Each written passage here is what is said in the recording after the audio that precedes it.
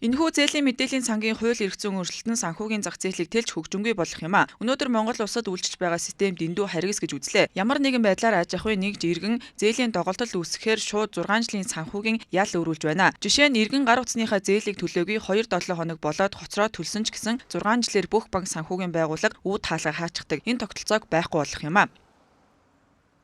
6 жилээр нөгөө нэг банкуд болон санхүүгийн байгууллагад хаалга барьдгаж тэр зүйл байхгүй болно.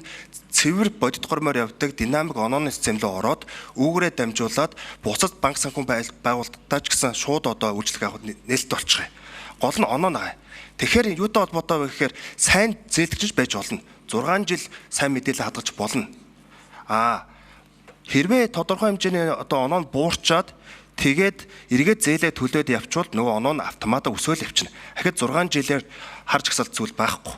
Харин тийм динамик амьд гормын системд орох гэж байгаа юм аа. Цаашлаад хэлэхэд бол энэ системд орсноороо бол илүү одоо санхүүгийн сагтбатаа иргэдэг дэмжин, илүү урамшуулдаг систем рүү орон, барьцаа өрнгийн шаардлага нь буурна. Яг л тухайн хүний оноо нь өөрөө санхүүгийн бит бус хөрөнгө болчихно. Тухайн хүний баталгаа болчихно.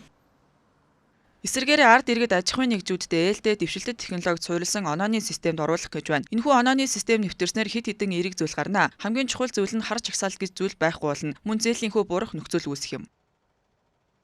Зээл авахд 6 жилээр тэр хүнийг одоо дарчлааж байгаа байхгүй юу?